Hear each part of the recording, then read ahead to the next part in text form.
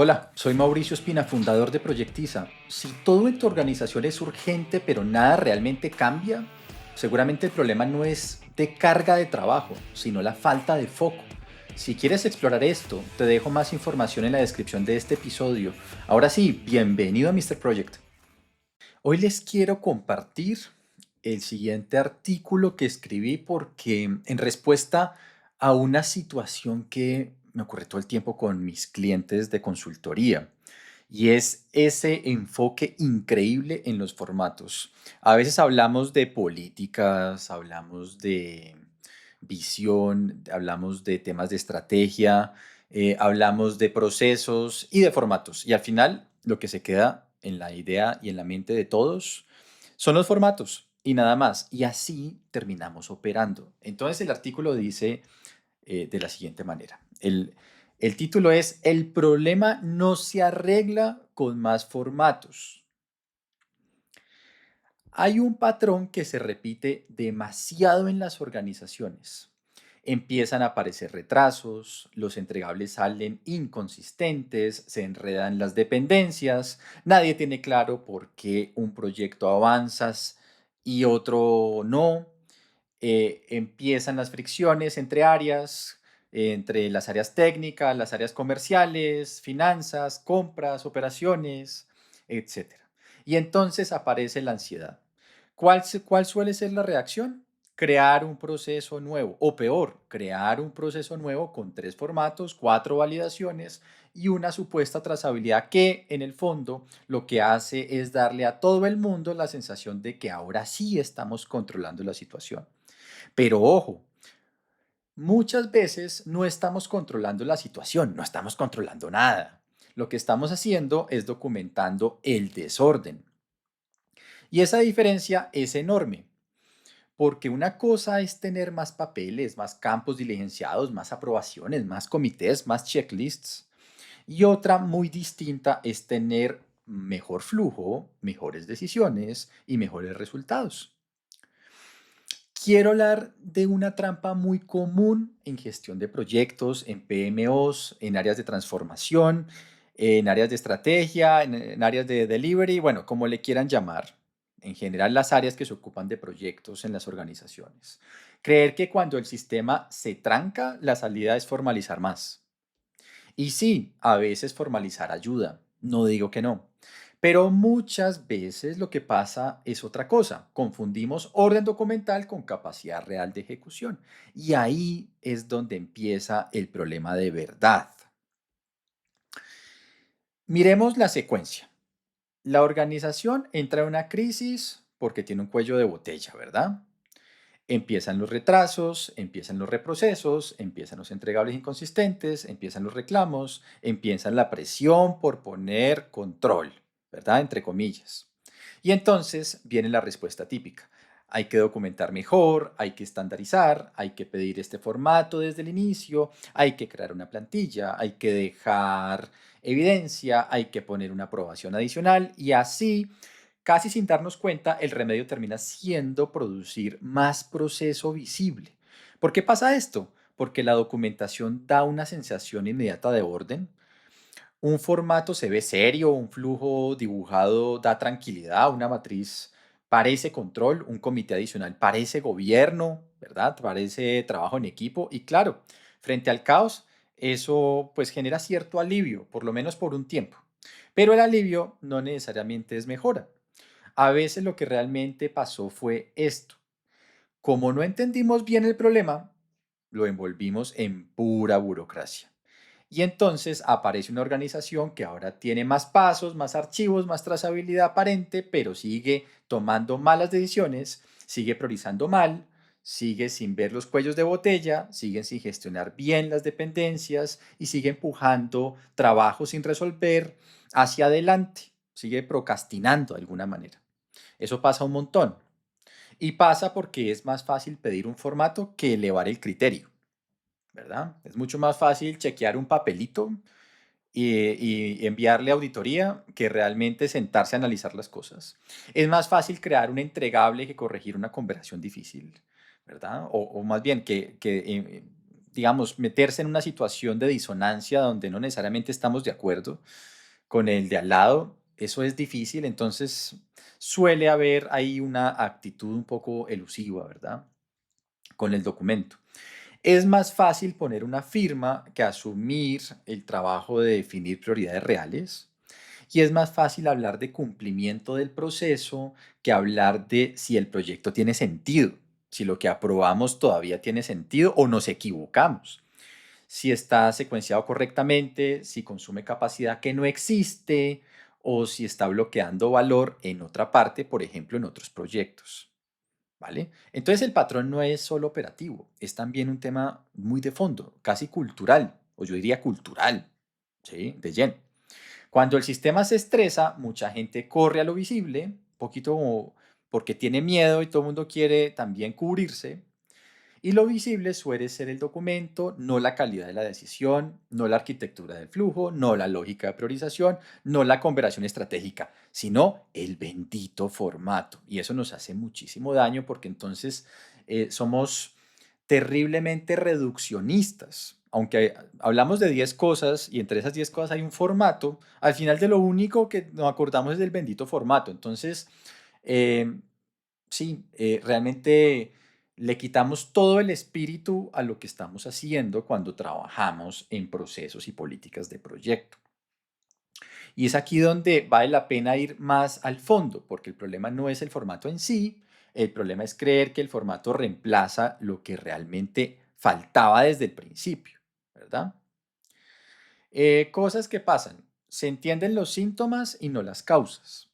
Cuando una organización tiene retrasos o problemas de delivery, el problema que hay que preguntarse no es qué formato falta. La pregunta es qué está produciendo realmente este comportamiento, qué nos está atascando. Decisiones poco claras, priorizaciones débiles, roles muy mal definidos, confusión entre quién propone, quién decide, quién ejecuta. Yo le digo mucho a mis clientes y mis clientes que me estén escuchando sabrán que se confunde constantemente quién es el cliente y quién es el proveedor. Eso pasa todo el tiempo.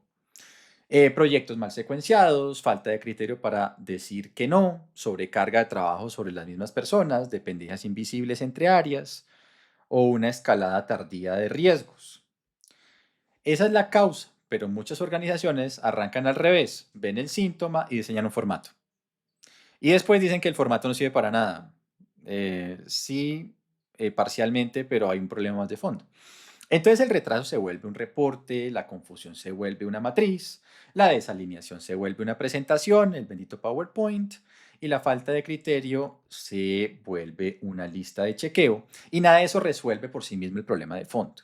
Porque si la decisión sigue siendo mala o el problema es que sencillamente nadie toma decisiones, mucha reunión, mucha cosa, pero al final no hay decisiones, entonces no importa si documentamos bien o mal, igual no vamos a poder avanzar. Otra cosa que pasa, otro fenómeno, es que hay muchos sistemas sobrecargados. ¿A qué me refiero? Cada nuevo formato no es gratis. O sea, un nuevo formato no es simplemente decir ponerlo y ya, no, es que de ahora en adelante pues se genera una carga, ¿sí? Cada documento que se agrega mete fricción, pide, obviamente, come tiempo, pide atención, pide coordinación, pide diligenciamiento, además de revisiones, archivos, seguimientos, etcétera. Y eso significa que el equipo empieza a dedicarle más energía al proceso visible que al avance real del proyecto. ¿Sí? Entonces aparece la paradoja difícil y complicada. El sistema quería mejorar el flujo, pero también pero terminó consumiendo más capacidad administrativa. O sea, queríamos mejorar el flujo y cada vez tenemos menos, curiosamente. Y como la capacidad de los equipos es finita, cada nueva obligación compite contra algo más que hay que hacer. Compite contra conversar mejor, compite contra anticipar riesgos, compite contra destrabar decisiones, contra trabajar con más profundidad en los supuestos. Entonces los documentos se llenan con cualquier cosa y eso está bien. Y cuando uno va a revisar los documentos, solo tienen basura por dentro.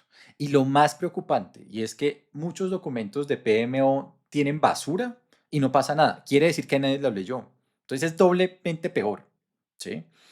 compiten contra coordinar mejor entre comerciales, técnicos, legales, financieros, operaciones, dependiendo de cómo trabajes y en qué industria estés. O sea que el exceso de proceso le come tiempo a lo que realmente le da calidad al proyecto y lo que realmente generaba valor y en un sentido estricto. Cada que uso la palabra valor, la uso con mucho cuidado porque es una palabra muy abusada. Eso es lo triste cuando una palabra se pone de moda. Cualquiera la empieza a usar de cualquier manera. Eso me pasa cuando leo LinkedIn. Estoy un poco cansado, y estoy aquí hablando en paréntesis, de las BMOs y toda esa cosa. No niego que ahí detrás hay algo interesante, pero creo que es un abuso del término y creo que se lleva muy lejos muchos temas, ¿sí? Porque el valor no es cualquier cosa que nos guste, sino el valor tiene un significado muy específico, no es tan fácil de generar. Te invito a leer en el Substack, en mi Substack, pues dejaré por ahí el link en la descripción del episodio, que es valor, por lo menos desde mi óptica, ¿sí? Y desde la óptica, digamos, de los teóricos importantes del tema. Sigo. Otra cosa que pasa, se instala una falsa sensación de control con los benditos formatos. Este punto es delicado porque a veces los líderes empiezan a sentir que el sistema está funcionando mejor simplemente porque hay más evidencia. ¿Hay más evidencia de qué? No sé, pero hay más papeles para mostrar, ¿verdad? Ya existe el formato, ya existe el comité, ya existe la minuta, ya existe el dashboard, ya existe el semáforo, etcétera. Entonces ya la hicimos. Eso es peligroso. Entonces pareciera que todo está bajo control y todo mejoró. Pero debajo de todas esas cosas, el proyecto puede seguir igual de frágil o peor.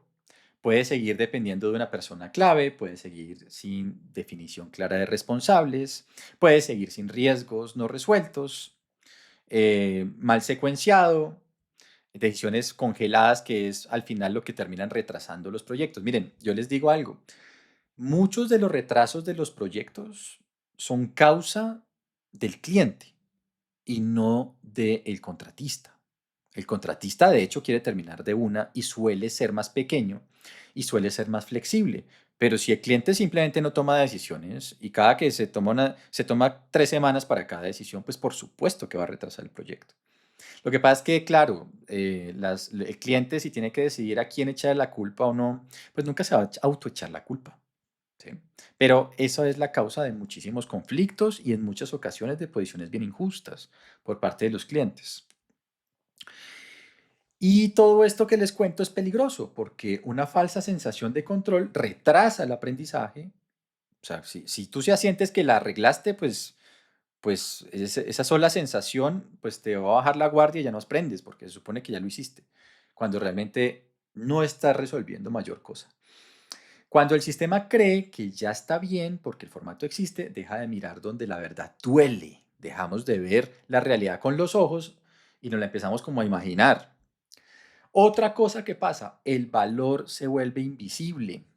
Documentar algo no significa generar valor, para nada. Tener trazabilidad no significa entregar valor o entregarlo más rápido, para nada. Tener más aprobaciones no significa decidir mejor.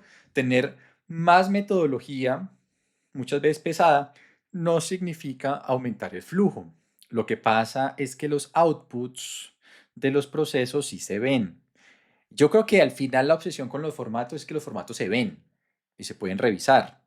Y entonces, como en general el cerebro humano pues corresponde o responde a lo más visible, a lo más tangible, pues de pronto la parte conceptual increíblemente se ve un poquito opacada, porque de verdad es increíble. En una misma conversación comienzo diciéndole a mis clientes, bueno, vamos a hablar de todo y no quiero hablar de formatos porque eso es lo menos importante. Hablamos de 15 cosas al final, es el tema del formato. Es increíble, creo que es un tema profundo. Creo que incluso em, no es fácil de resolver porque creo que es muy inherente a nuestra naturaleza, cómo entendemos el mundo. Pero en todo caso, nosotros como especialistas sí tendríamos que la responsabilidad de promover una visión más profunda. Se ve el documento, se ve la presentación, se ve la firma, se ve el indicador de cumplimiento, pero el impacto real no siempre se ve con la misma claridad. Es más, en muchas organizaciones lo importante es el formato, no necesariamente la auditoría revisa los resultados. Es más, poquísimas auditorías reviso que miren o que analicen un ex post, un caso de negocio. Casi nunca. Todas están pegadas de los formatos. Pero el impacto real no siempre se ve, lo que les decía. Cosas como la siguiente, se desbloquearon dependencias, o sea, esa nueva metodología de verdad desbloqueó dependencias eh, o de alguna forma hizo que se desacoplaran cosas que no era necesario que estuvieran acopladas. Bajo el tiempo de entrega, la calidad mejoró un montón, evitó trabajo inútil, se priorizó mejor. Cosas como esas. Eso es lo que verdaderamente importaría. Casi nunca se habla de eso. ¿Sí? Por eso menciono en el artículo que esas son las preguntas importantes. Y muchas veces ni siquiera se mide nada, ¿verdad? Lo único que importa son los formatos. Entonces, eso es muy complicado y eso es lo que termina disminuyendo y a veces haciendo que las metodologías sean un boomerang. Yo no estoy en contra de las metodologías, he montado muchísimas. Lo que estoy en contra es que se malinterpreten o se construyan de una manera incorrecta, porque entonces hacen más daño que bien. ¿Qué se está pasando por alto verdaderamente? Em, Porque si el problema no es simplemente la falta de formatos, entonces, ¿qué es lo que estamos dejando de ver? Uno, el criterio estratégico en las decisiones de proyecto. Yo por muchos años mm, me alejé del concepto de gestión estratégica de proyectos porque a mí me parece que la estrategia es otra palabra que se usa súper mal. Y cuando simplemente alguien quiere que suene bien, le dice estratégico, o le quiere dar importancia, le dice estratégico, nada que ver. Pero a medida que ha avanzado mi carrera como consultor y en Proyectiza, en mi compañía de consultoría, vemos tantos casos, cada vez me doy cuenta que es muy importante la gestión estratégica de proyectos bien entendida. ¿Sí? Bien entendida, porque eso sí tiene un impacto diferente. La gestión estratégica de proyectos es una disciplina mucho más integral que la dirección de proyectos a secas. Entonces, un proyecto no necesita solo control administrativo, necesita criterio.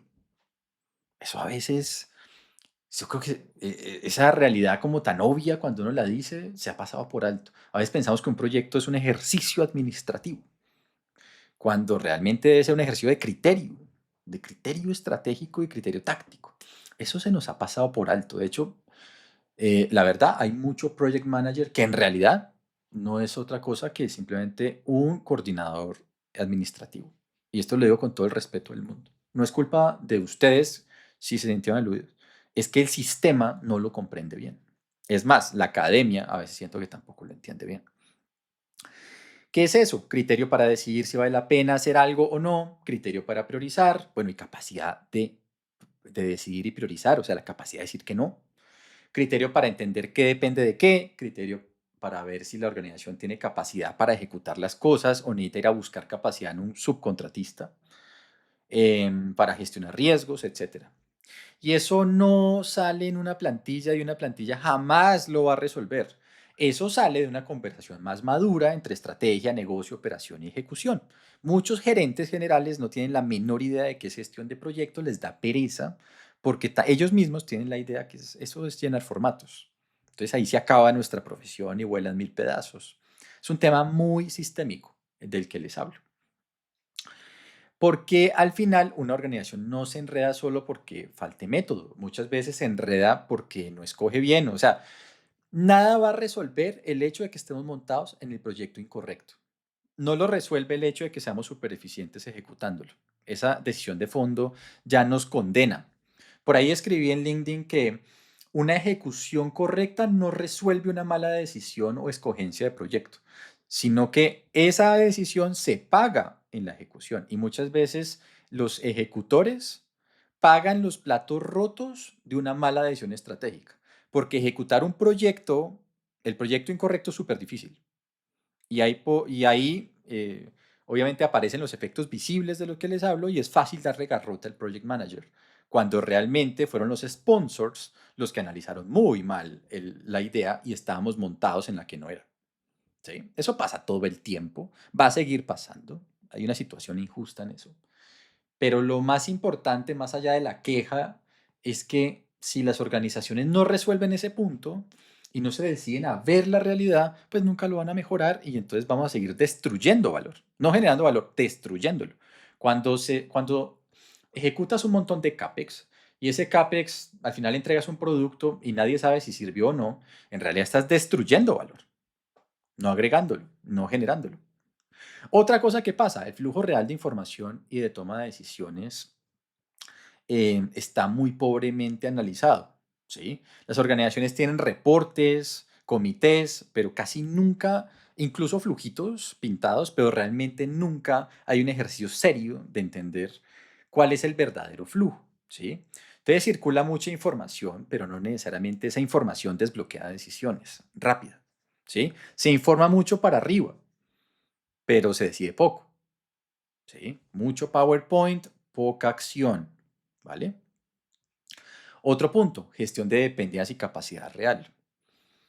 Hay algo que se llama, está el síndrome del estudiante, que va a hacer todo para el final, pero también está el síndrome del profesor, y es poner tareas en su materia sin considerar que hay otras 8 materias y que son los mismos estudiantes y va a generar una sobrecarga.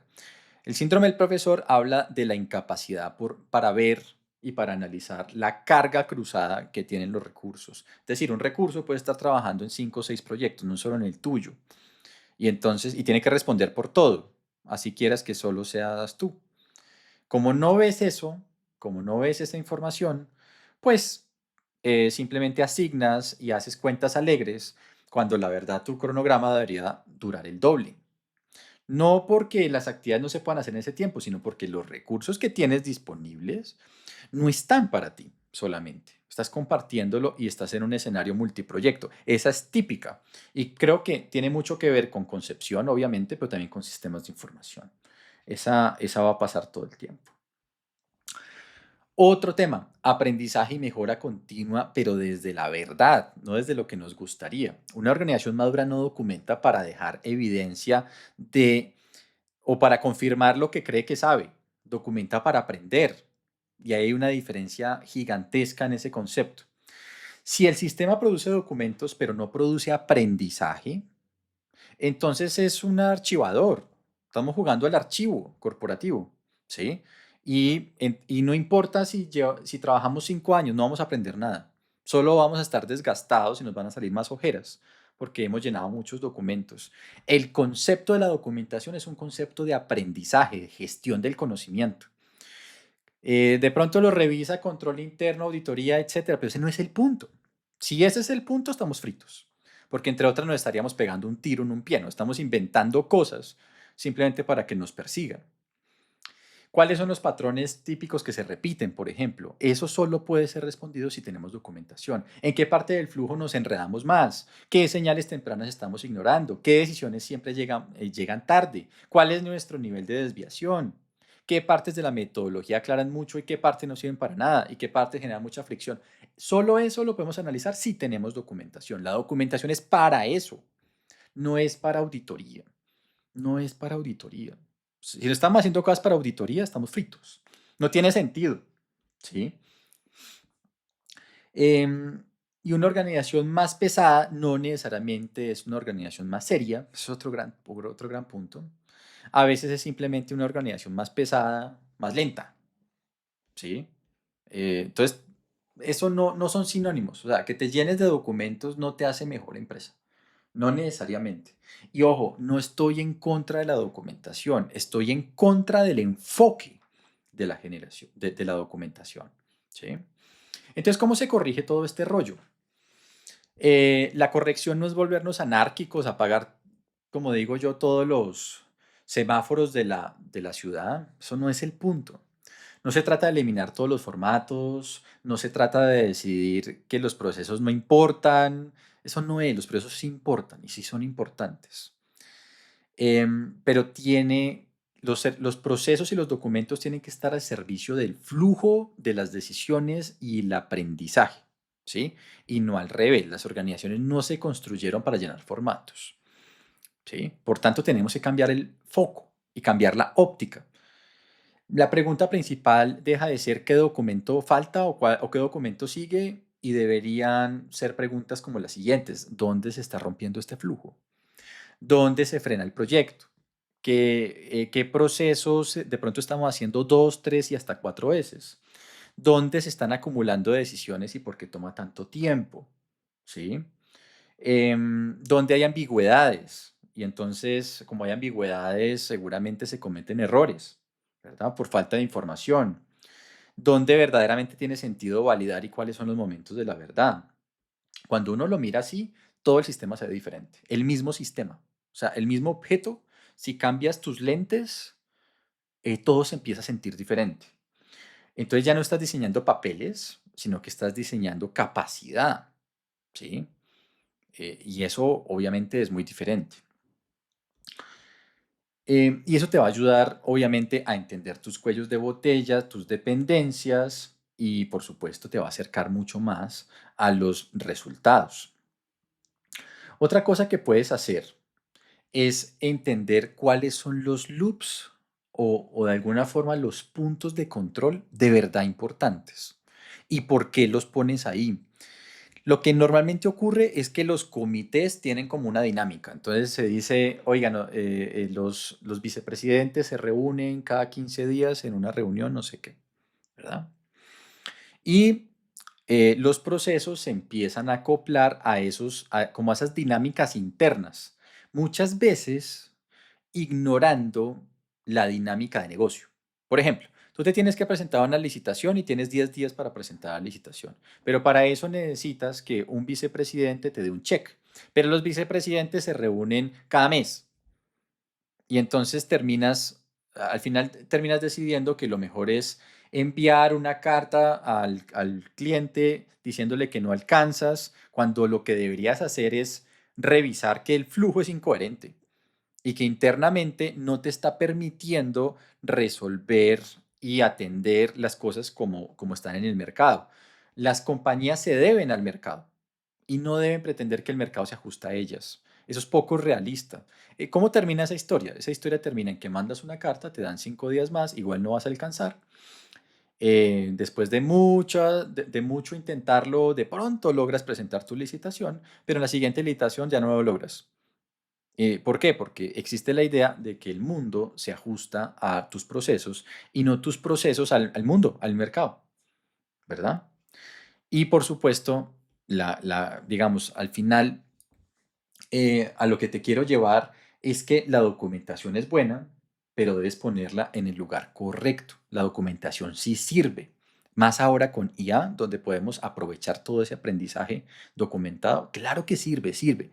Claro que sirve, pero no es un medio, o perdón, no es un fin, sino un medio y uno de muchos. O sea, hay que bajarle un poco la espuma, dejar el formatocentrismo y entender que debemos ser más mercadocentristas. Nosotros nos debemos a nuestros mercados, a nuestros clientes, bien sean externos o internos, ¿verdad?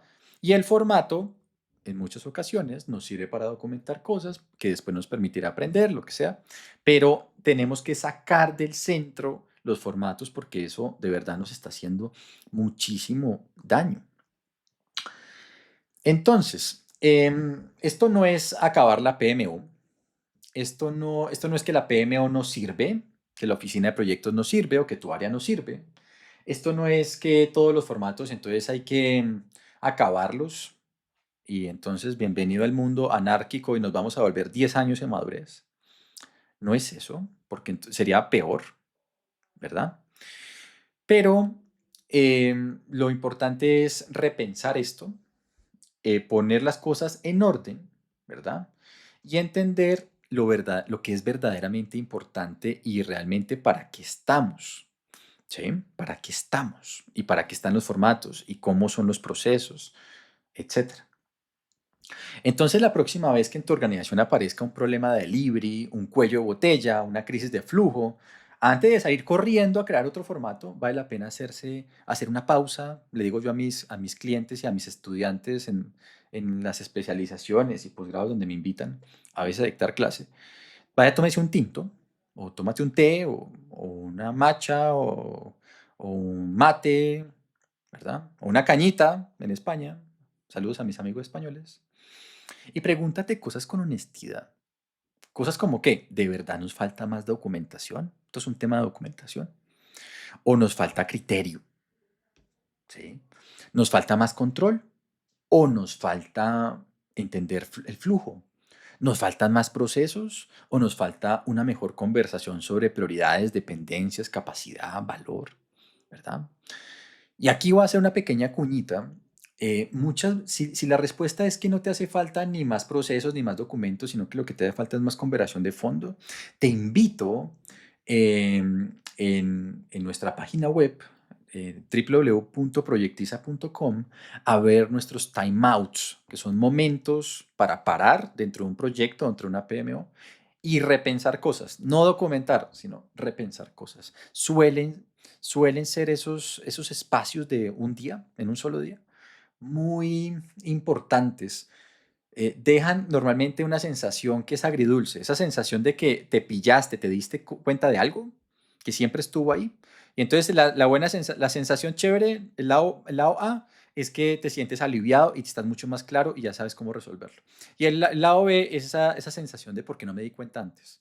Nuestros timeouts, esos espacios muy diseñados para lograr eso, ayudan un montón. Y normalmente genera esa sensación. Nosotros sentimos que ambos lados son algo muy bueno, porque está bien. Está bien. Lo importante es darse cuenta e ir resolviendo cosas. Entonces, cuando te empiezas a preguntar esto, tu óptica cambia y empiezas a tener mucho más claridad y puedes resolver muchas cosas. Y sobre todo la disciplina, la dirección organizacional de proyectos, la dirección estratégica de proyectos empieza a tener un significado muy diferente, mucho más de fondo y tú empiezas a respirar mejor, ¿verdad? Empiezas a entender el propósito de fondo y el potencial que tiene la dirección organizacional de proyectos y la dirección estratégica de proyectos en verdaderamente ser un elemento clave para el éxito de tu organización. ¿Vale? Ese es para mí el punto de los formatos. Espero que encuentres interesante este pequeño artículo que te fui leyendo un par aparte y comentando otro. Los invito, como siempre, a ver la descripción de estos episodios y nos vemos en el próximo episodio de Mr. Project. Hasta pronto.